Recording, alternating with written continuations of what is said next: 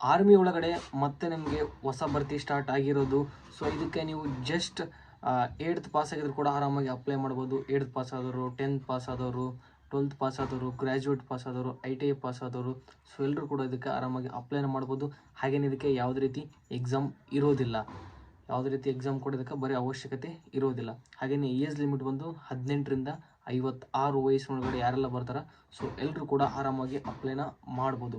ಹಾಗೇನು ಇದರೊಳಗಡೆ ಸ್ಯಾಲ್ರಿ ನೋಡೋದಾಯ್ತಪ್ಪ ಅಂದರೆ 36,500 ರೂಪಾಯಿಂದ ಸೊ ಸ್ಟಾರ್ಟಿಂಗ್ ಸ್ಯಾಲ್ರಿ ಇರೋದು.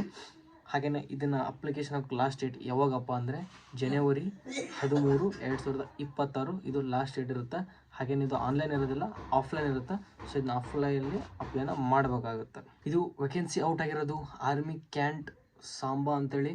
ಹಾಗೇನು ಇದ್ರೊಳಗಡೆ ಟೋಟಲ್ ನಿಮಗೆ ಯಾವೆಲ್ಲ ಪೋಸ್ಟ್ ಖಾಲಿ ಇದೆಯಪ್ಪ ಅಂದರೆ ಕ್ಲೀನರ್ ಐತಿ, ಹಾಗೆಯೇ ಫೀಮೇಲ್ ಅಟೆಂಡ್ ಐತಿ, ಡ್ರೈವರ್, ನರ್ಸಿಂಗ್ ಅಸಿಸ್ಟೆಂಟ್, ಪ್ಯಾರಾಮಿಸ್ಟ್, ಆಮೇಲೆ ಲ್ಯಾಬ್ ಟೆಕ್ನಿಕನ್, ಲ್ಯಾಬ್ ಅಸಿಸ್ಟೆಂಟ್, ಡೆಂಟಲ್, ಈ ಥರ ಸುಮಾರು ವೇಕೆನ್ಸಿಗಳು ನಿಮಗೆ ಇದ್ರೊಳಗಡೆ ಸಿಗ್ತಾ ಇರೋದು. ಹಾಗೆ ನಿಮ್ಗೆ ಅಪ್ಲಿಕೇಶನ್ ಮೋಡ್ ಅಂತೂ ಆಫ್ಲೈನ್ ಮೋಡ್ ಇರೋದು. ಆಮೇಲೆ ಇದು ಆಲ್ ಓವರ್ ಇಂಡಿಯಾ ಗಂಡು ಮಕ್ಕಳು ಹೆಣ್ಮಕ್ಳು ಎಲ್ಲರೂ ಕೂಡ ಇದಕ್ಕೆ ಅಪ್ಲೈನ ಮಾಡ್ಬೋದು. ಹಾಗೆಯೇ ಸ್ಯಾಲ್ರಿ ಅಂತ ನಿಮಗೆ 36,500 ಇರುತ್ತೆ. ಹಾಗೆಯೇ ಬರುತ್ತೆ ಜಾಸ್ತಿ ಆಗುತ್ತೆ. ಸ್ಟಾರ್ಟಿಂಗ್ ಅಂತ ನಿಮಗೆ ಒಂದು 21,000ರಿಂದ ಸ್ಟಾರ್ಟಿಂಗ್ ಇರುತ್ತೆ. ಹಾಗೆಯೇ ಇದನ್ನು ಅಪ್ಲೈ ಮಾಡೋಕೆ ಮಿನಿಮಮ್ ಏಜ್ 18 ಇರಬೇಕು. 18ರಿಂದ 56 ಏಜ್ ಒಳಗಡೆ ಯಾರೆಲ್ಲ ಬರ್ತಾರೆ ಸೊ ಅವರೆಲ್ಲ ಆರಾಮಾಗಿ ಅಪ್ಲೈನ ಮಾಡ್ಬೋದು.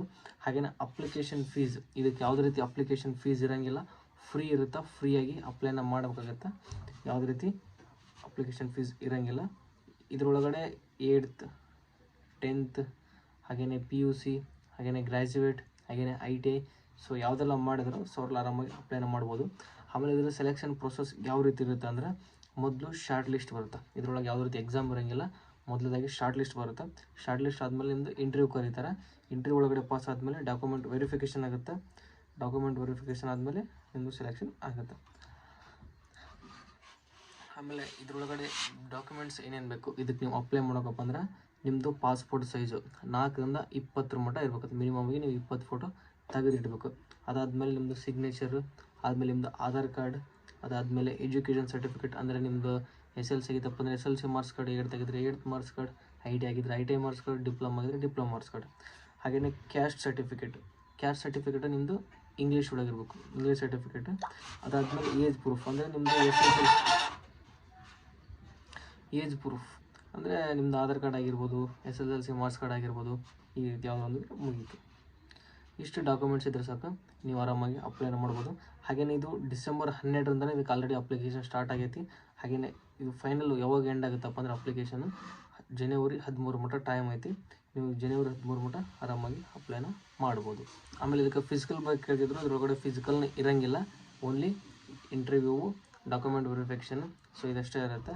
ಇದ್ರೊಳಗಡೆ ಫಿಸಿಕಲ್ನ ಇರೋಂಗಿಲ್ಲ, ಆಮೇಲೆ ಎಕ್ಸಾಮ್ನ ಇರೋಂಗಿಲ್ಲ. ಸೊ ಜಸ್ಟ್ ನೀವು ಇದ್ರೊಳಗಡೆ ಹೇಳಿರ್ತಕ್ಕಂಥ ಡಾಕ್ಯುಮೆಂಟ್ಸ್ನ ರೆಡಿ ಮಾಡಿ ಆರಾಮಾಗಿ ಅಪ್ಲೈನ ಮಾಡ್ಬೋದು. ಸೊ ಯಾರೆಲ್ಲ ಅಪ್ಲೈ ಮಾಡ್ಬೇಕಂತ ಅಂದ್ಕೊಂಡಿದ್ರು ಸೊ ಇವಾಗಲೇ ಅಪ್ಲೈ ಮಾಡಿ. ಇದರೊಳಗಡೆ ನಿಮ್ಗೆ ಏನಾದ್ರು ಡೌಟ್ ಇತ್ತಪ್ಪ ಅಂದರೆ ಕಾಮೆಂಟ್ ಸೆಕ್ಷನ್ ಒಳಗೆ ಕಮೆಂಟ್ ಮಾಡಿ. ಸೊ ನಾನು ನಿಮಗೆ ಕ್ಲಿಯರ್ ಮಾಡಿಕೊಡ್ತೀನಿ.